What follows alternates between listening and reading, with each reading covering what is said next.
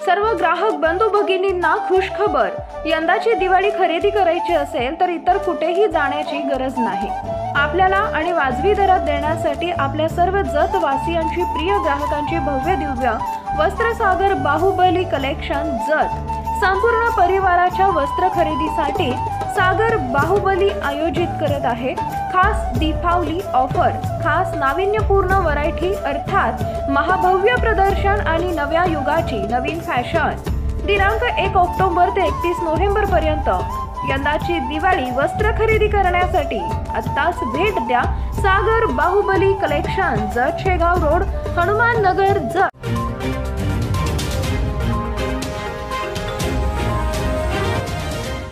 नमस्कार, मी Megha Jagtap. BBM news मध्ये आपल्या सर्वांचं स्वागत. पाहूया आजच्या घडामोडी. जनरल मोटर्सच्या कर्मचाऱ्यांचा कामगार मंत्र्यांच्या घरावर मोर्चा. कामगारांच्या पत्नीने औक्षण करून मागितली पतीच्या नोकरीची ओवाळणी, तर एक महिला आंदोलनादरम्यान चक्कर येऊन बेशुद्ध. पुण्याच्या जनरल मोटर्स या 3 वर्षापूर्वी बंद पडलेल्या अमेरिकन कंपनीतील शेकडो कर्मचाऱ्यांनी कुटुंबियांसह आज कामगार मंत्री सुरेश खाडे यांच्या घरावर मोर्चा काढला. तसेच आज भाऊबीज असल्याने या कर्मचाऱ्यांच्या पत्नीने सुरेश खाडे यांना ओवाळले आणि पतीच्या नोकरीची ओवाळणी मागितली. पुण्याच्या तळेगाव दाभाडे MIDC येथे गेल्या 45 दिवसांपासून या कंपनीचे कर्मचारी आपल्या परिवारासह आंदोलन करत आहेत. ही कंपनी ह्युंदाई कंपनीने टेक ओव्हर केली आहे, त्यामध्ये या कर्मचाऱ्यांना समाविष्ट करून घ्यावे यासाठी हे लोक आंदोलन करत आहेत.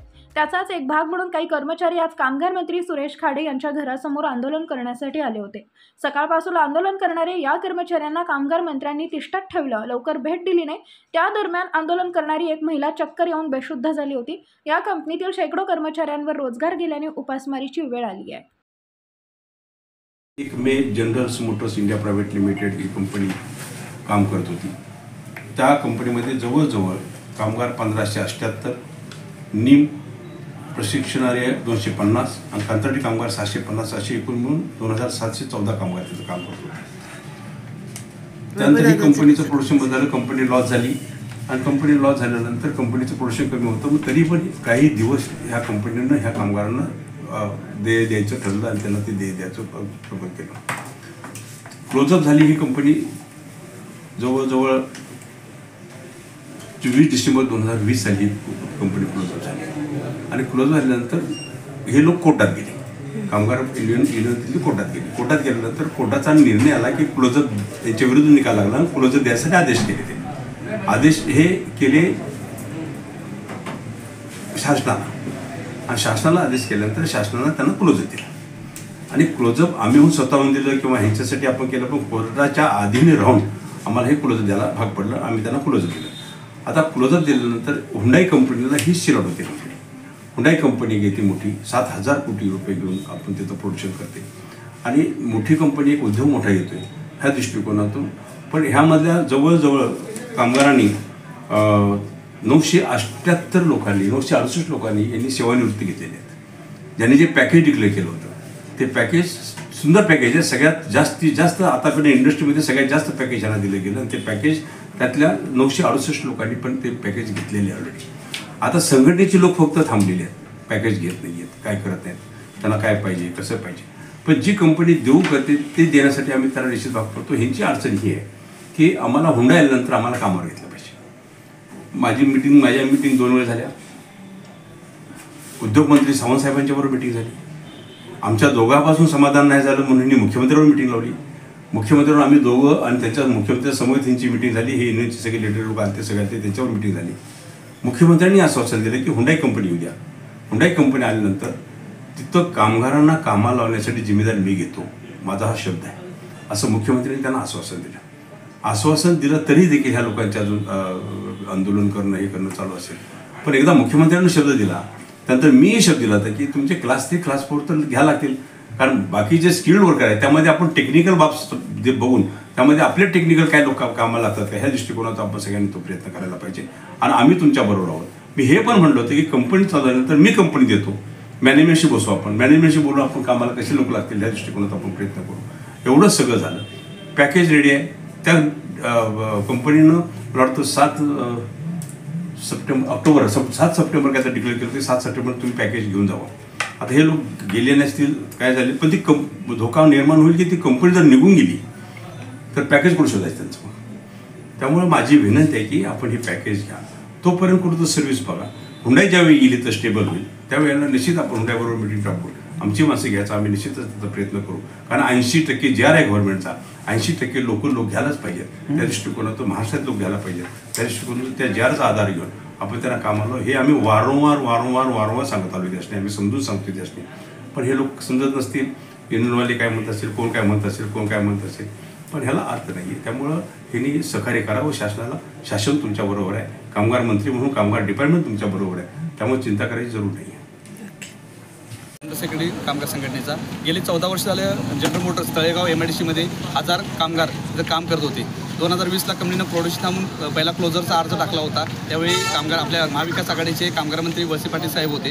वळसे पाटील साहेबांनी तो नाकारून, कंपनीचा अर्ज नाकारून कामगारांच्या बाजूनं निर्णय दिला होता. कामगारांना एक पाठबळ दिलं होतं. त्यानंतर कंपनीला लोकांना काढून टाकायचं होतं, प्रेशराईज करायचं होतं. व्हेअर स्कीम अंमलात आणली होती. व्हेअर स्कीम लोक घेत नाहीत म्हणून त्यांनी लोकांना बेकायदेशीर काढून टाकलं.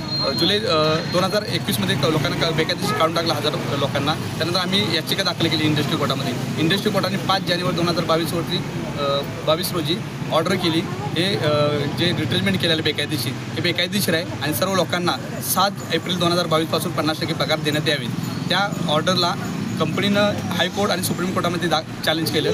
त्या हायकोर्ट आणि सुप्रीम कोर्टाने सुद्धा कामगारांच्या बाजूने ते आदेश कायमस्वरूपी ठेवून सर्व लोकांना जोपर्यंत ही केस 100% निकाली लागत नाही तोपर्यंत 50% पगार देण्यात यावी. ती सुद्धा कंपनी पाळत नाही.